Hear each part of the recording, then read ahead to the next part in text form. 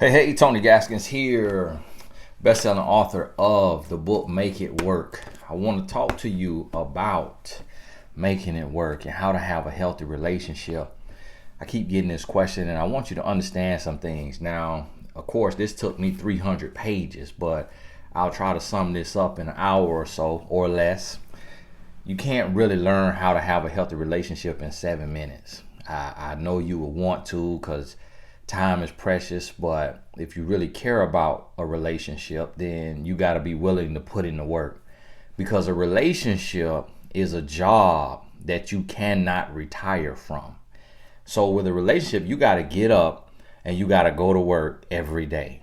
What I mean by that is working in your relationship. I can't just wake up and say, you know what?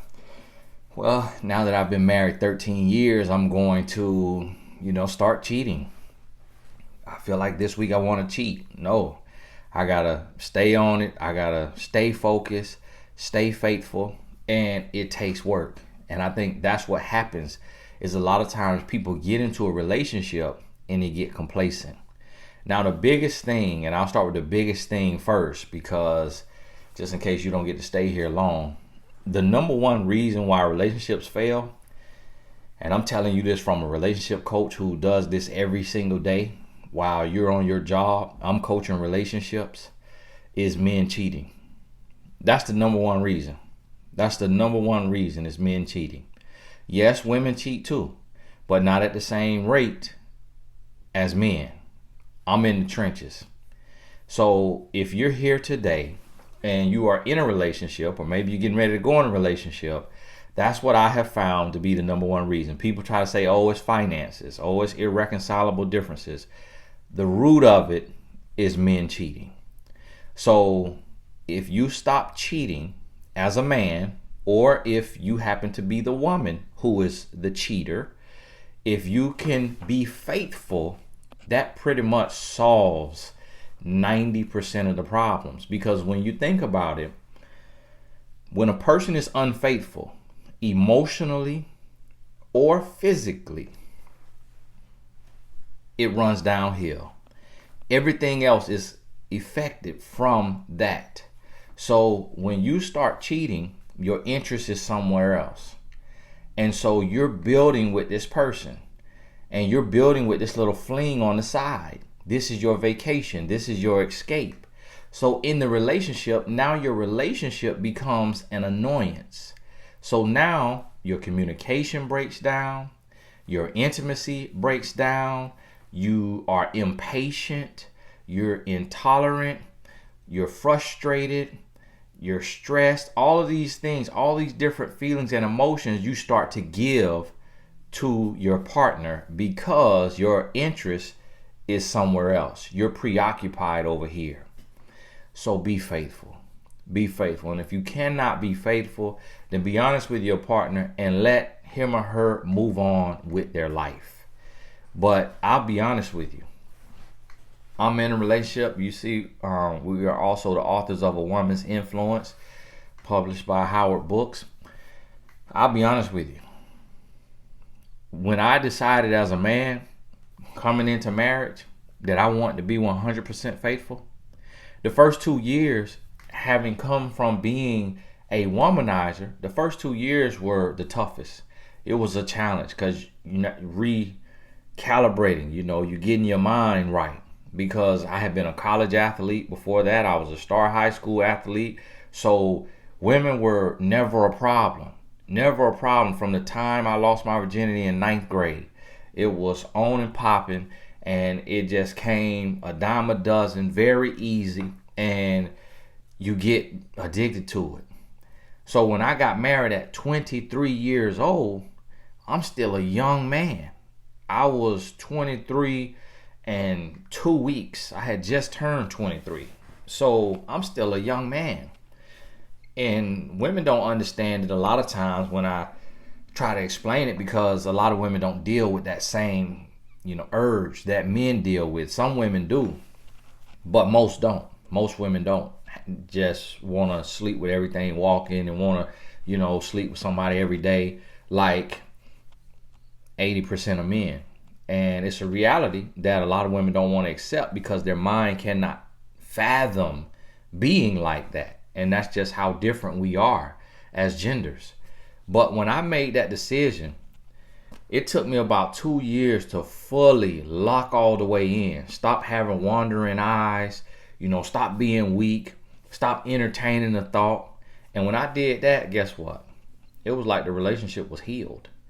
It was like all of the bickering and the power struggle and the back and forth and attitudes all came from me being open to the idea of infidelity.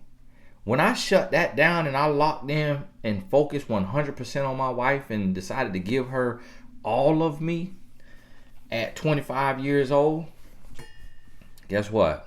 Everything changed. Now from there, we'll move on.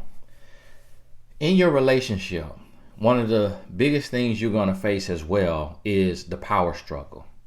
So the man wants to be catered to and the woman wants to be catered to. Both parties have their dreams of what you want in a relationship. So the man wants to be cooked for, he wants to be cleaned for, he wants his head massaged, both of them. He wants all this king treatment. He feels like his job is to go to work, make the money, bring home the bacon, and then be pampered by his woman. The woman wants to be catered to. She wants queen treatment. She wants him to sing her praises about her cooking, her cleaning, about her bedroom activities and how great she is. Give her compliments on her curves, her body, the hard work she's putting in the gym. She wants spontaneous gifts. She wants walks in the park, kisses on the forehead, foot rubs when you can. She wants to be catered to. Now, these are just examples. It could be whatever it is that you want. You get the point. And so both people coming in want to be served, want to be catered to. So what happens is you start to butt heads. And the reason why is because you're both selfish. You're thinking about what you need instead of thinking about what your partner needs, what your spouse needs. So see, in order to have a healthy relationship, you have to be selfless. And I was talking to my wife and we were discussing this, and as I'm coaching couples, and sometimes most of the time we tell a couple, you need to do at least 4 coaching sessions. And in these sessions, sometimes before the session, I'll talk to my wife and I'll say, what's some things you think I need to hit on? And one of the things that she always says is, selflessness. Make sure that they understand the importance of being selfless. So my wife, she's big on words of affirmation because in the past, dealing with insecurities, growing up, dealing with, whether it's weight issues or family issues, it caused some insecurities. So I woke up this morning. She was already up because, our kids, our 2 sons, they're working from home, doing schoolwork at home, during the situation with 19 out here. And I sent her a text and I said, hey, baby, I love you. And I'm using my phone. I can't read you my text. I said, hey, baby, I love you. When I woke up, she was already out in the living room. And she texted me back and she said, hey, I love you too, baby. And thank you so much for being understanding with me not feeling well, because she got bit by a horsefly. And so she's allergic to it. So it kind of gave her an infection, right there and it swole up, and just the infection in her body, making her not feel good. And so we've been married 13 years, 13 years and going on 2 months now, 13. So, and this is what we still doing. The good morning text that you used to get from your boyfriend, that a woman gets from a boyfriend when you're dating, I'm still doing that 13 years in marriage. And then she write me back her sweet text. And then after that, I got a phone call. I'm sitting in the bed, I'm answering emails. I like to work from the bed, just remind myself that I'm a boss, that I work hard. I ain't got to punch nobody clock. And so I answer emails right from the bed. Then I get a phone call from one of my guys from the NBA, and she brings me breakfast. She brings me breakfast and my probiotic juice while I'm sitting in the bed on the phone. You see what I'm saying? Being selfless. I didn't have to ask her to bring me breakfast. She just thought of it and she did it herself. You see? And that's what I do. I'm looking for ways to please her. I get online after this, I order a for nothing gift. Or I'll take and we sitting down on the couch and I massage her shoulders. Last night, you know, her head was not feeling well. So I got this little ice roller thing that we have. Rubbed it on her forehead, rubbed it on her temples, rubbed it on her lymph nodes and her neck back here, you know, rubbed it up under here, just relaxing the muscles in her face while she laying down. And it helped put her to sleep. You see what I mean? I served her last night, put her to sleep. No intimacy now. She's not feeling well. So I'm not trying to say, oh, you know, your leg hurt, but your mouth still working, you know, what can we do? No intimacy. She not feeling good. Then on top of that, I'm serving her. Wake up this morning, I'm serving her with words of affirmation. She reciprocating words of affirmation. Then she does an act of service. I did an act of service last night, put her to sleep. She did an act of service this morning, bringing me breakfast. You see what I mean? You have to be selfless in order for your relationship to work. Now, here's the thing. If your partner is being selfless, you have to reciprocate. The problem is a lot of times somebody will be the mature person and start to lead in love, is what I call it, lead in love. And the other person just kicks their feet up. Ooh, oh yeah, thank you. This is nice. Yeah. Oh yeah, the massage feels good. Oh yeah. Oh right here. Yeah. Oh yeah. Oh, can you do my temples after that? Oh yeah. And so the person just sitting there, just getting all this treatment, and here your spouse is trying to love you, kissing your butt, and you just accepting it, and you're not reciprocating equally or greater. So both of you have to look one another in the eye and say, listen, okay, do we know each other? If you know each other, meaning you know the love that your partner needs. Do you know that? If you don't, then you need to figure that out. You need to Google the 5 love languages, read what they are from Dr. Gary Chapman, and then you need to figure out what your love languages are. And the two of you need to learn how to speak each other's love languages fluently. My wife, her thing is for nothing is gifts. That's one of her love languages. It just lights her up to get a gift. Physical touch, words of affirmation, quality time, acts of service is not really, that would be the least of her.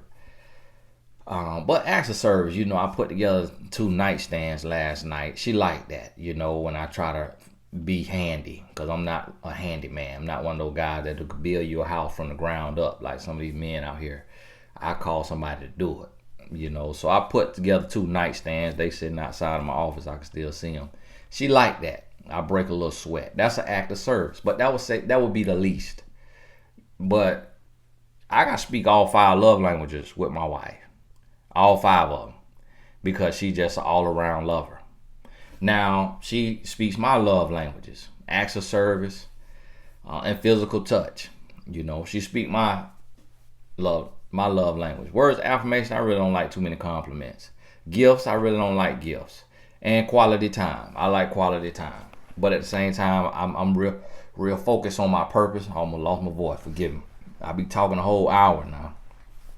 I'm real focused on my purpose, so I do a lot of work there, and then we have our dates every day. Netflix dates or riding around the city, go get us some takeout, park, sit there and eat. So learn your love languages and then speak them fluently. Now here's the other thing.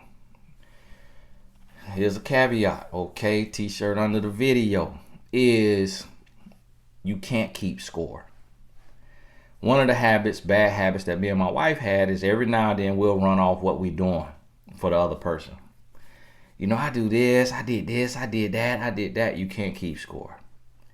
You can't keep score. You just gotta love, and there is no scoreboard. So you running up the score. There is no end of regulation. There is no overtime. It's an ongoing game to where you just loving, and you running up a infinite score, and you can't keep it. You can't keep it. So when you implement these things right here, now you on your way. You creating a healthy relationship. Now another huge part that a lot of times I've seen certain little writers try to say, a key to a healthy relationship is not communication. And that's a lie. That's a lie. Communication to a relationship is like oxygen to life. Communication to a relationship is like oxygen to life. I got a whole chapter on communication. So if y'all trying to rebuild or you trying to rekindle, make sure you read Make It Work. I'm going to see if I can find the chapter. Arguing isn't communication. Maybe that's one. Chapter page 123. Now let me tell you now. I got some rules in here. Okay. Now we're going to go through some of these to help you understand. Because communication to a relationship is like oxygen to life. My wife and I have a rule that says if it's not worth breaking up over, then it's not worth arguing over. So what that means is, what's worth breaking up over? Lying, cheating, and any form of abuse. Okay, any form of it. Those are three things that I could think of right away that's worth breaking up over. So if it's not one of those three things, we're having a discussion and we moving past it. We're not going to bed mad. We're not doing a silent treatment. We're not breaking up the makeup. None of that. We're getting right on past it. We're addressing it. Boom. I know what I got to do. You know what you got to do. Boom. Let's go. Just like that. Okay. Now, when it comes to communication and you feeling some things, number one, wait 24 hours before addressing the issue in communication. Now, you might, if you don't have the book, then you need a notepad. Look, I come on here and really bring you a lesson. So when you come to watch my videos, especially if this is your first time, you need a notepad when you come to watch my videos, because I'm going to really give you something now, okay? Wait 24 hours. The reason why is because you need to cool down. You need to cool down. You need to be cool, calm, and collected. Now, number 2 says, have a discussion in a private setting. One of the mistakes people make is you sitting in the park and want to discuss kingdom business. You at the restaurant and want to discuss kingdom business. You need to be in a private setting. Y'all could be sitting in the car. Y'all could be sitting in your house. You know, you need to be in a private setting. Use I feel statements. So, you know, what that mean is you literally saying, I feel like you take me for granted. I feel like you don't value my time. I feel like you don't respect me. So when you use an I feel statement, it eliminates a lot of the arguments, because when you say, you always do this, you never do this, when you give those type of statements, now the other person can call you a liar. But when you say, I feel like, your spouse can't really call you a liar, because he or she cannot tell you what you do and don't feel. So that's what you got to understand on this here, okay? Now, what you have next is seek to understand, then be understood. Now, these lessons that I just picked up along the way, these last two, I feel and seek to understand, I believe Stephen R. Covey teaches that. See, when you take and you put your spouse's shoes on your feet and walk a mile looking through their lenses, you're going to see what it feels like to be them. Take turns talking. A lot of times when you communicating, you cutting one another off.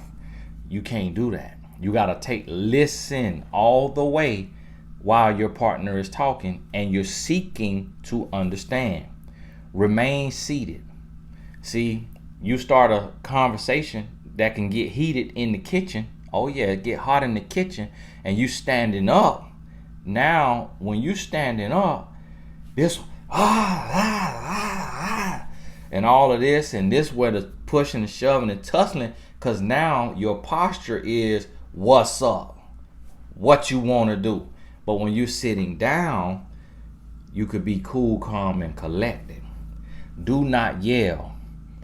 One of the biggest mistakes that couples make in communicating is yelling. You doing all that yelling and screaming, and then you crying. The women a lot of times be crying. Sometimes the men be crying, and you never listen to me, and I just cannot do. I'm tired of this. And you doing all of that. Your partner can't hear you, can't understand you. Just have shut down because you're yelling. In 13 years of marriage, my wife has never once yelled at me. Never once. She never once yelled at me. Now, I done raised my voice a little bit. I can't really yell, but I done, got firm in the voice a little bit.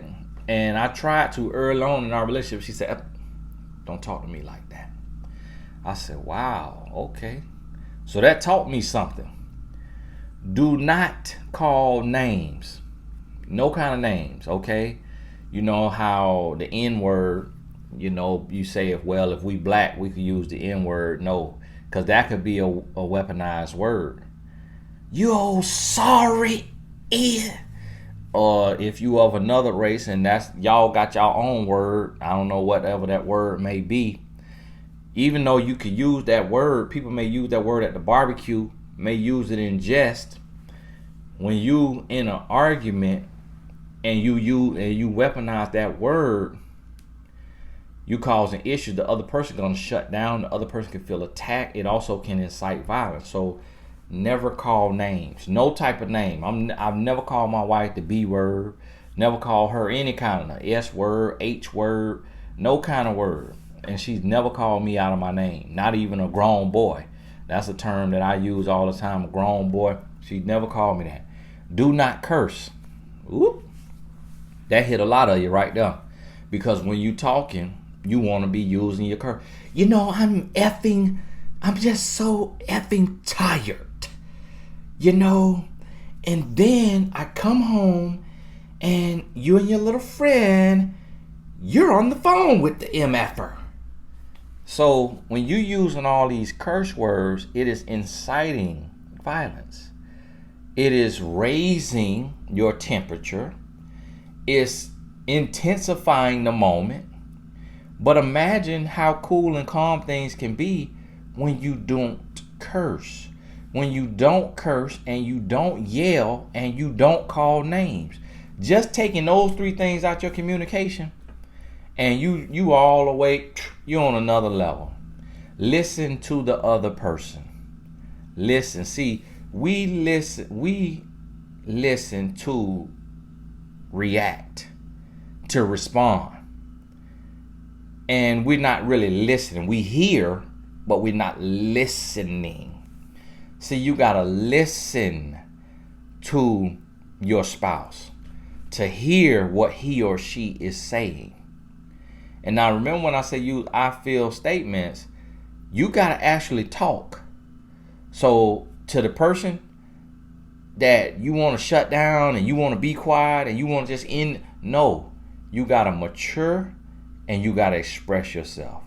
What are you feeling? You're an adult. What are you feeling? You don't get to just walk off.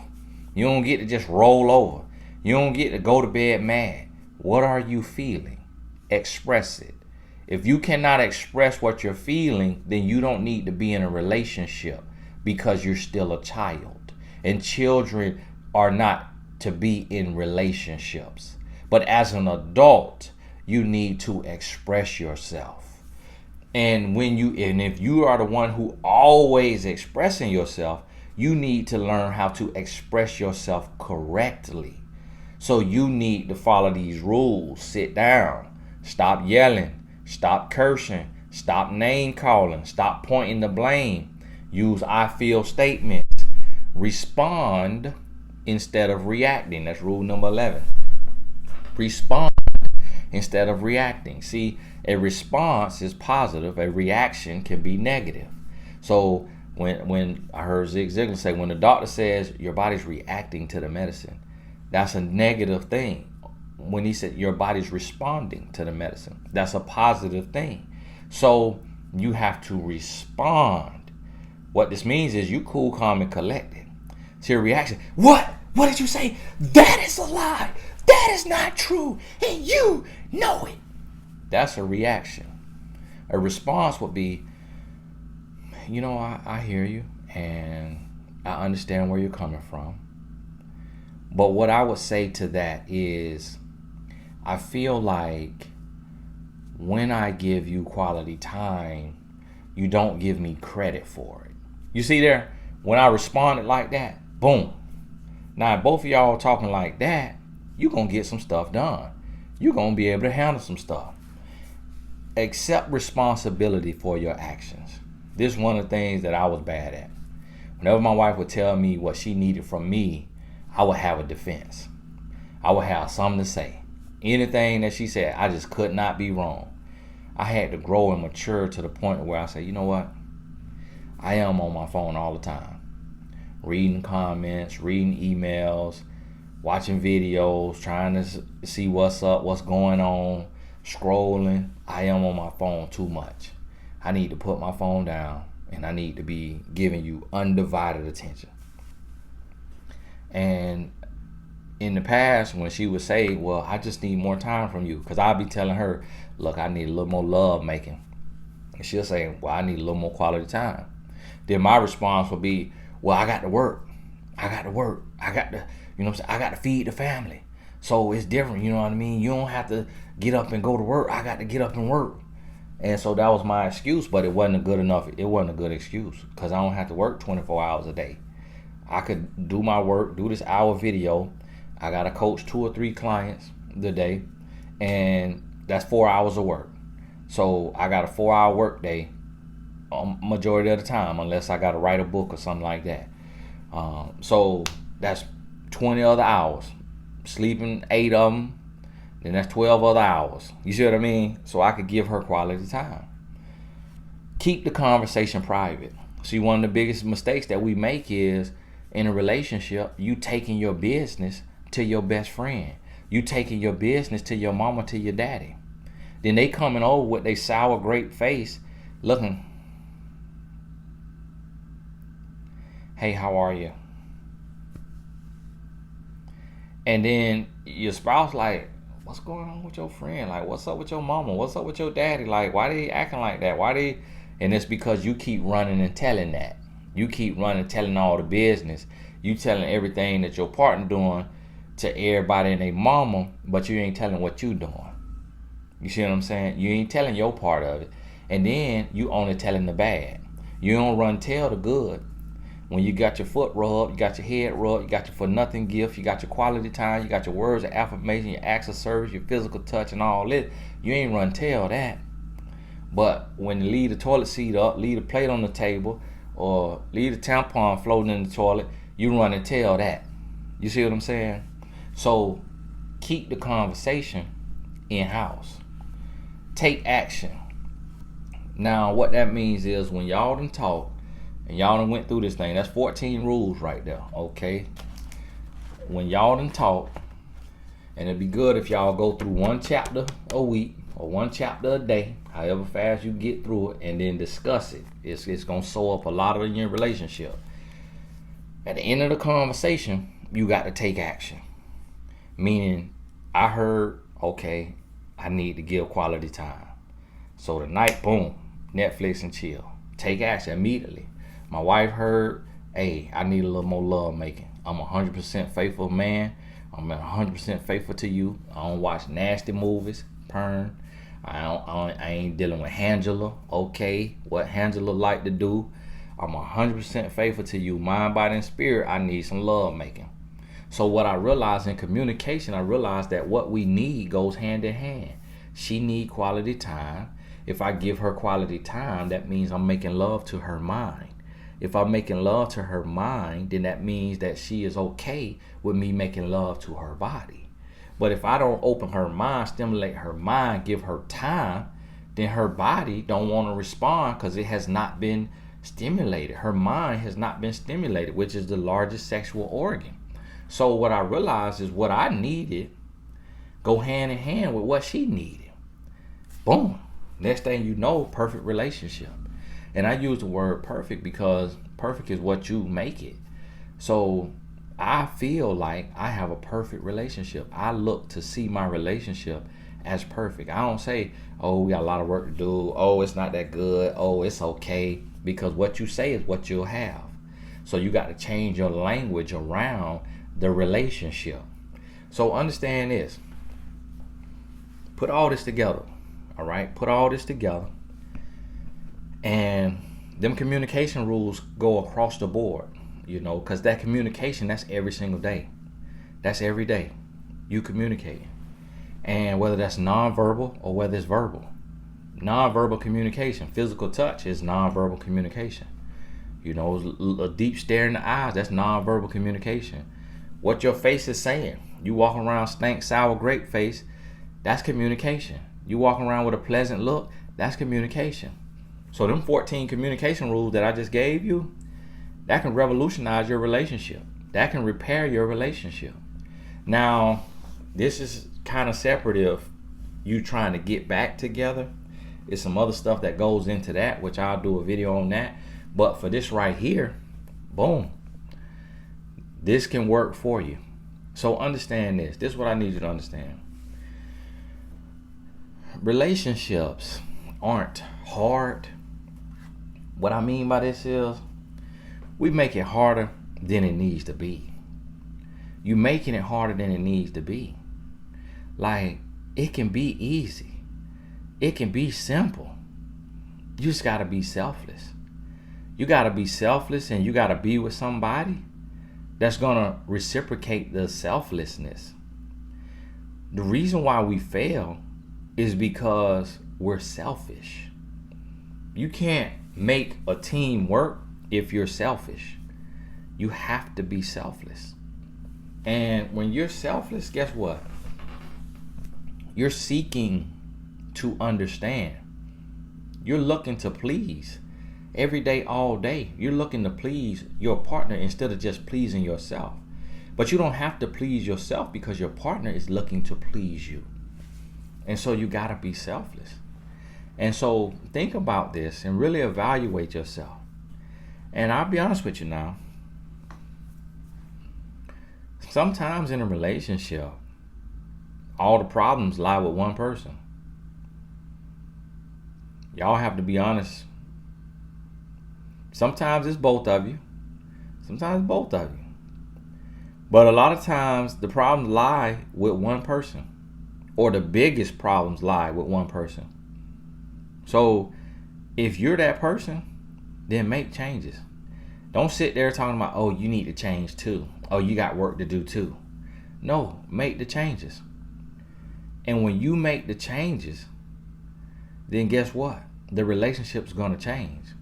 See, my first 2 years of marriage, it was painful, but it was because I was being immature. I wanted to be controlling.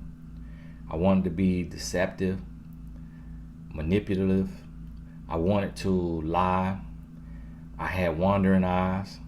I was running on fumes of my own strength and being faithful.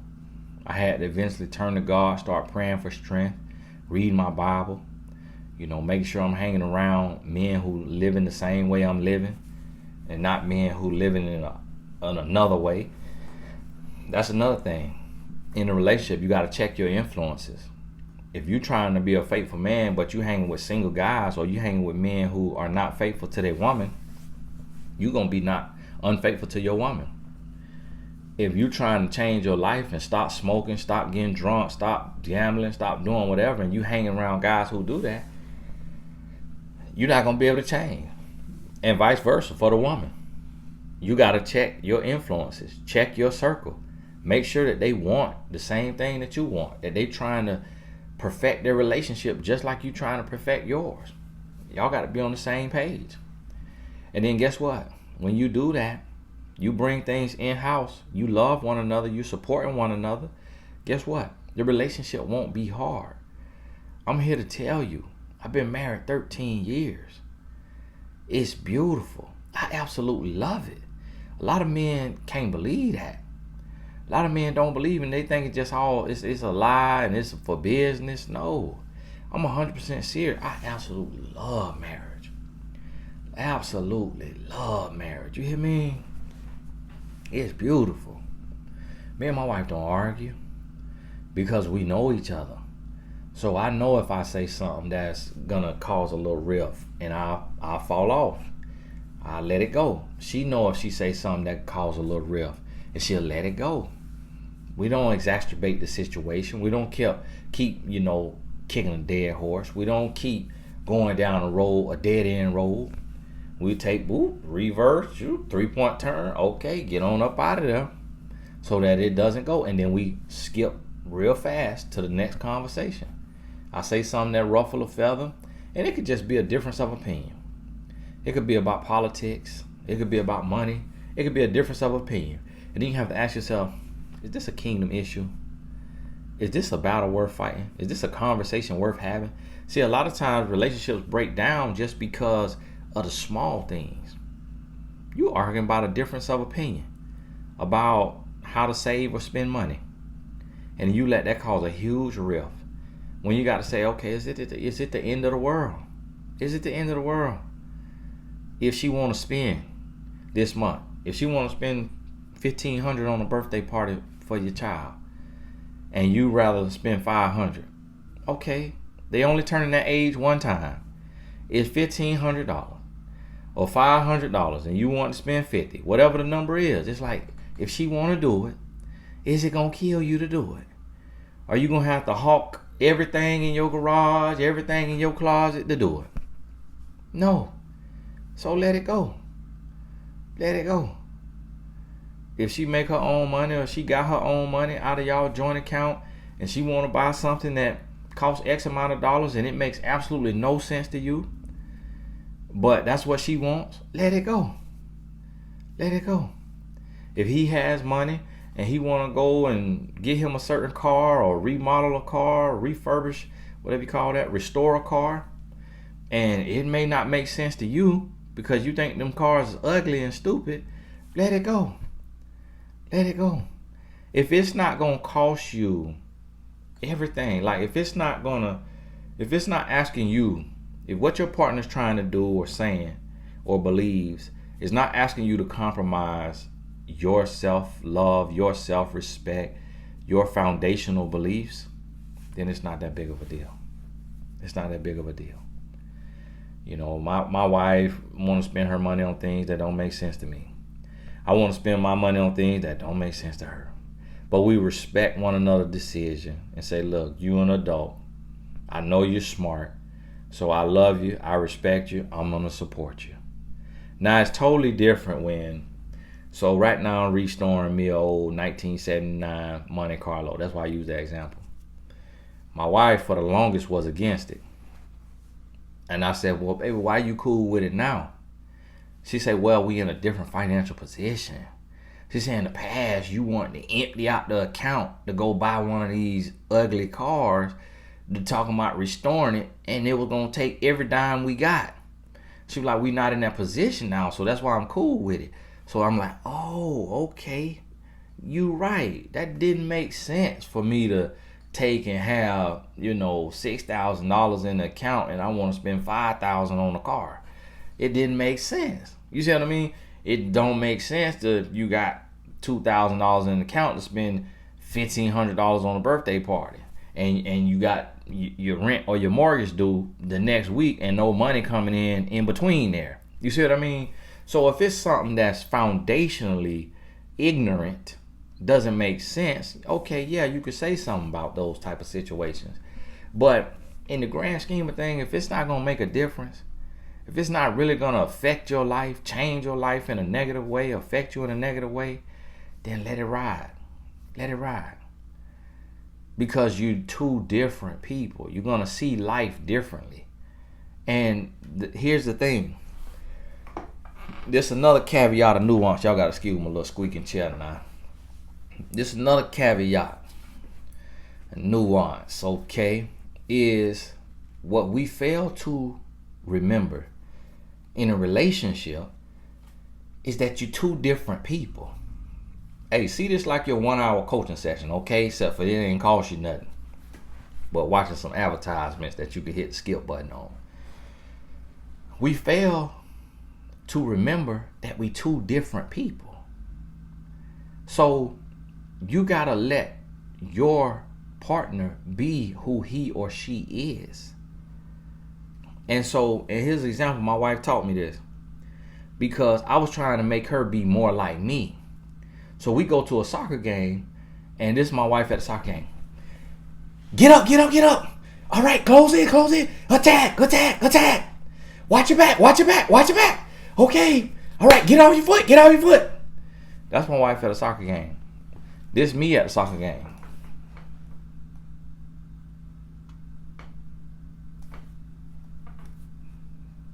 So she get on my nerves. And it was a couple times after the game I went off. You got to stop all that yelling. Stop making all that noise. You the only one making all that noise. Stop making all that noise. And then one time she told me, she said, I don't try to change you.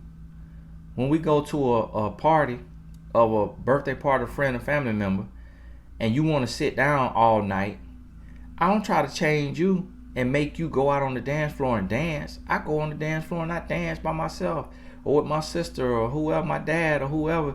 I don't try to make you change. When we go somewhere and you don't want to speak to anybody, you don't want to talk to anybody, I don't try to make you be an extrovert and go up and talk to everybody. I let you sit and be quiet. I was like, she right. She lets me be me. So I'm like, you know what? I gotta let her be her. Now, until it cross a line. So if we going somewhere, of course, and I want to walk in and walk past 5 people without speaking, that's rude. That's ignorant. She will say something about that. I wouldn't do that. Now at the soccer game, if she getting too loud and this guy over here on the other team getting loud, and then I'm gonna have to hit him in the mouth, which that's gonna get me assault and battery. That might get me arrested. Now I got to say, look, baby, calm down, okay? Because if something pop off, it's me that got to be fighting. Now she'll be fighting too, but so at that point I calm her down. And she done had to do me like that too, because I don't do much talking. But if you say something to my child, now you got a problem. Now you got a problem. And so she done had to stop me from, saying something or pulling me from the other team sideline, side of the sideline to say, hey, calm down, baby, calm down. Because that's where I don't do no talking. But I'm about that action, okay? So she done had to, she'll get me a couple times because somebody get slick out the mouth. I'm ready to go. And so she'll, hey, babe, calm down now. Because she know you get arrested, you going to jail. You got a record, and you trying to be a leader in the community. So that's what I mean. Let your spouse be who they are. Unless it's going to cost you. Unless it's going to cost you. If it's going to cost your family in any kind of way. If it could bring harm or detriment to your family, you got to speak up on that.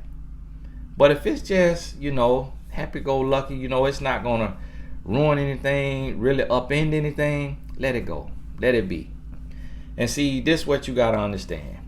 When you're loving, when you're selfless, when you allow your spouse to operate in their gifts, to be who they are, to use their mind, to do what they do, when you allow that, it strengthens your relationship. My wife, she lets me come in my home office. This is my home office. She let me come in here and work, do my videos, do my research. She let me come in here and work, and she don't bother me. She tell my son, don't bother your daddy, let him work. And she let me be me, do what I do. I let her be her and do what she do. And I had to learn it, because me, I'm always studying something that's going to move my life forward. My wife, she different. She'll like to listen to a podcast, was it Moms and Murder or something like that. She'll listen to a podcast that's talking about old cases, cold cases, or stuff like that. Had nothing to do with her life, about being a better wife, being a better mom, but that's just her relaxation. Because she already the best wife and mom she could be, I guess.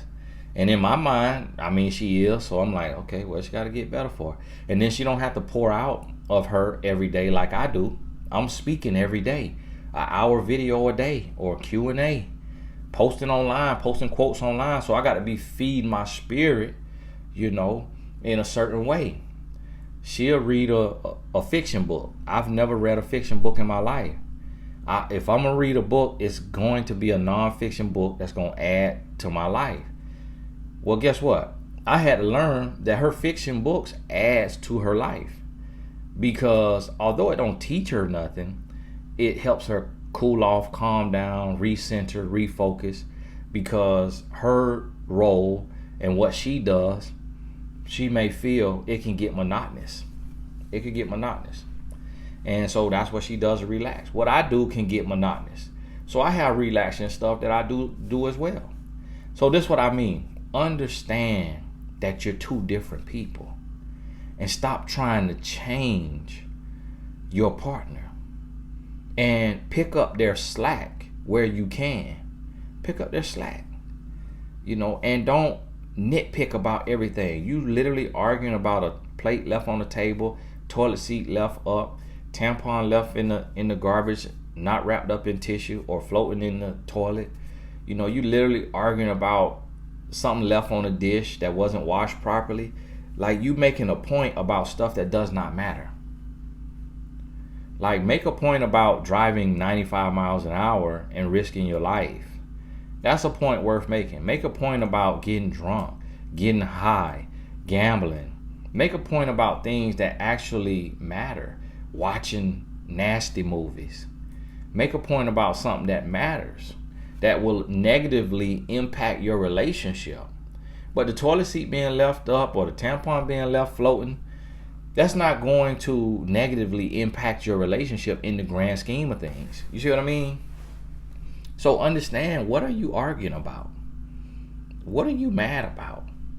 Why are you having rifts and disagreements about the way the president parted his hair or his spray tan? What are we arguing about? So I want you to think about this and really ask yourself every day in every conversation, does this really matter?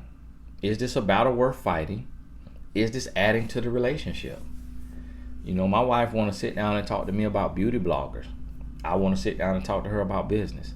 So we literally go back and forth. So yeah, this right here happened in the business. Then she said, yeah, so I was watching this blogger and this is what she did. Look at this post. And we on two different planets. Like they say, Mars and Venus. I'm on Mars, she on Venus. And that's our conversation. I'm talking about business, she give me feedback. She talking about beauty bloggers, I'm giving her feedback. Like my wife, her life is totally different than mine. So I got to realize,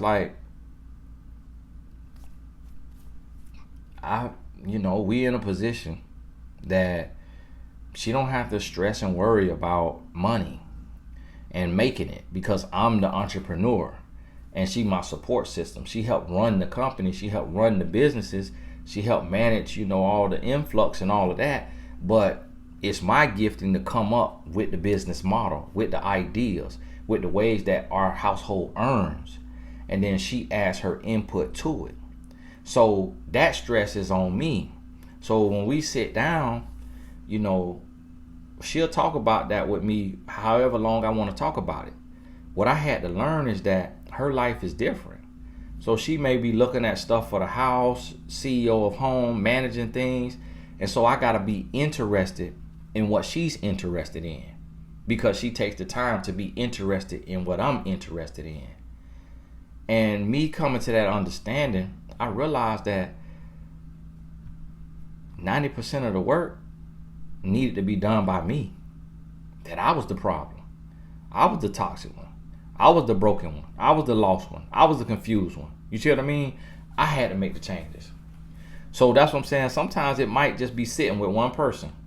Then the other person may need to reciprocate. Or it might be sitting with both of y'all 50-50, and y'all got to be honest about that and get to that point.